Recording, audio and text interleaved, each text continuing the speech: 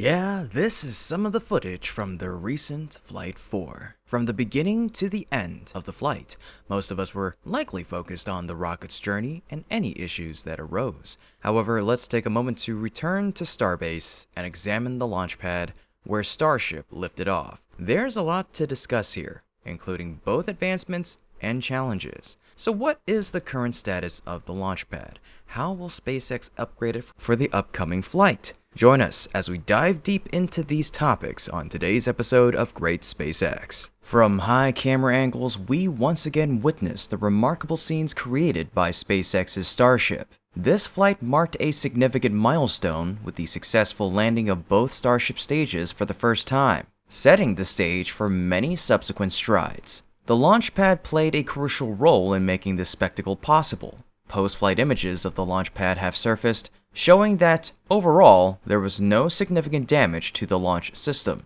The legs of the orbital launch mount, or OLM for short, and the protective wall between the OLM and the launch tower only have slight scorch marks, which is expected with any rocket launch. The area with the heaviest burns appears to be at the top of the protective wall, which has turned to an ashen gray. Notably, during this recent flight, the rocket lifted off quite slowly, subjecting the Launchpad to prolonged heat, pressure, and thrust. Regarding the OLM, aside from the basic structure, the parts added and upgraded before Flight 4, such as the booster QD covers and fuel hoses, also showed no issues.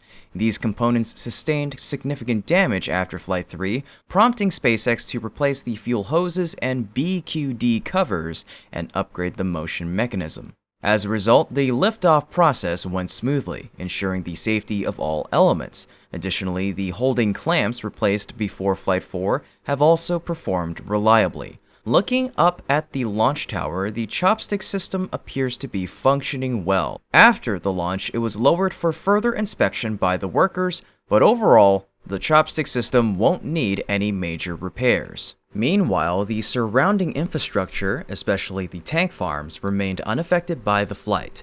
This is largely due to SpaceX's substantial upgrades to this system, replacing most of the vertical tanks with horizontal ones. These changes not only enhance safety, but also improve efficiency in the fuel loading process, reducing the average time from about an hour to 45 to 50 minutes. However, we can't say the Launchpad performed perfectly, as some systems still showed issues. For example, at the OLM, the water deluge system, while functioning well, revealed a significant problem. After enduring the thrust of over 7,000 tons during 3 consecutive flights, post-flight images showed the steel plate had turned yellow. This discoloration is likely due to the intense heat from the engines, which overheated the steel plate and altered its color. The water-cooled steel plate added below the OLM after Flight 1 and first used in Flight 2 has proven to be reliable during launches and tests. However, after just 3 flights, it has shown signs of wear, indicating that SpaceX may need to modify or replace it. To ensure the Launchpad's long-term operation, possibly enduring hundreds or thousands of launches, SpaceX will need to use steel plates with excellent resistance and stable performance. On the launch tower, we once again see issues with the ship QD. In previous flights, this part has frequently been misaligned due to the strong vibrations during liftoff. As the lightest and most vulnerable part of the launch system, these problems are understandable. After each flight, SpaceX has adjusted the position, increased the contact angle, expanded the operating range, and more. However, these changes still seem insufficient to bolster the ship QD's resistance to the powerful rocket launches. A little side information, the recent flight also had some impact on the surrounding area. Some sources reported that the extremely strong vibrations and numerous small pieces of debris from the launch affected local wildlife, particularly birds, causing their eggs to break. Additionally, on June 4th, a Texas environmental group called Save RGV announced a lawsuit against SpaceX for violating federal law, including clean water issues related to the water deluge system. These are pressing issues that SpaceX needs to address promptly. The environment is a sensitive topic and has been a challenge for SpaceX since their arrival in Texas. Beyond technical upgrades, SpaceX likely needs to implement solutions to mitigate these ease environmental impacts and avoid unnecessary conflicts. Of course, the focus of the upcoming upgrades will be to prepare for Flight 5. First, they will need to reinforce the water-cooled steel plate, not just to ensure the safety of the next flight, but also to create long-term operability. Details on the OLM, such as the booster QD and clamps, also need to be monitored closely. Protective walls must be evaluated and strengthened if necessary. On the launch tower, the ship QD needs a comprehensive upgrade to resolve the issue of constant tilting after each flight. However, the most critical systems requiring attention is the chopstick. It will play a key role in the next flight by catching the first booster as it returns to Starbase. This system needs to operate with extreme precision and stability, coordinating seamlessly with the booster's navigation and deceleration to ensure a safe landing. Successfully achieving this will mark a significant milestone in Starship's development, demonstrating SpaceX's ability to land and reuse rockets. It'll also validate SpaceX's choice of using the chopstick system over other potential solutions. In addition to upgrading the current launch tower, SpaceX will also be advancing the construction of a new launch tower in the coming months. Many believe that having a second launch tower will significantly increase the success rate of landing boosters or even both stages of the rocket. A second tower will ensure that SpaceX is always prepared to catch Starship stages, even if the previous launch tower is not ready or experiences an issue. The first portion of the new chopstick system and the final tower segments are currently on their way to Starbase. While the exact design of the new tower is not yet known, Musk recently revealed that the tower will be robust enough to handle thousands of landings.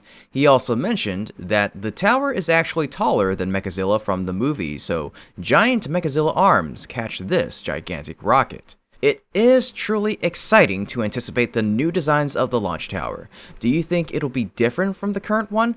Will it be completed in time to be used on the upcoming Flight 5? Please let me know with a yes or a no, and be sure to add your explanation in the comment section down below. So, we've discussed Starship landing expectations extensively now. It's a good time to shift our focus to the landing story of another remarkable rocket, the Falcon 9. Since its first successful booster landing in December of 2015, SpaceX has continuously set new records for this maneuver.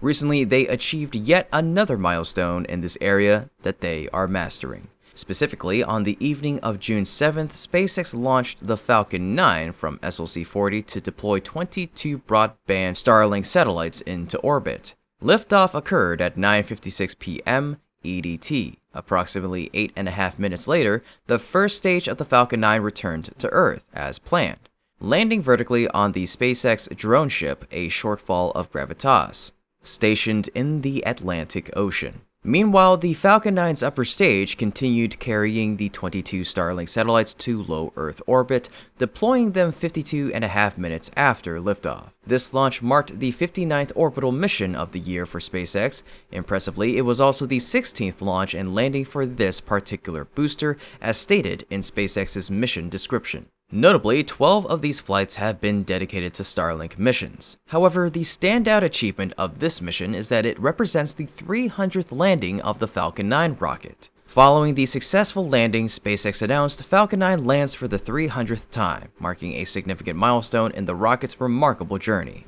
This is undeniably a remarkable milestone that SpaceX has achieved. Beyond simply launching more rockets, SpaceX has demonstrated its exceptional ability to reuse rockets effectively. This capability not only saves a significant amount of production costs, but also reduces mission turnaround time. Currently, Falcon 9 boosters have reached a peak of 21 reuses per 40 landings, highlighting SpaceX's commitment to sustainability and efficiency. These achievements set SpaceX's rockets apart from others in the industry and underscore the comprehensiveness of SpaceX's rocket system. As of June 8th, SpaceX has completed 60 Falcon 9 launches with approximately 88 missions remaining for the year. If Falcon 9 continues to achieve successful landings on all these missions, it is projected to approach 400 landings by the end of 2024.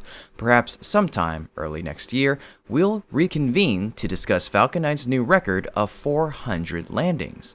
With this wealth of experience, SpaceX can leverage its expertise to enhance the capabilities of Starship. I firmly believe that Starship will deliver even more impressive landing scenes, achieve unprecedented milestones, and unlock greater potential than the Falcon 9. But it all begins with the upcoming Flight 5, so let's eagerly await the journey ahead. Well folks, that's about it for today's episode. Thank you so much for tuning in, and as always, this has been Kevin from Great SpaceX. Until next time, keep looking up.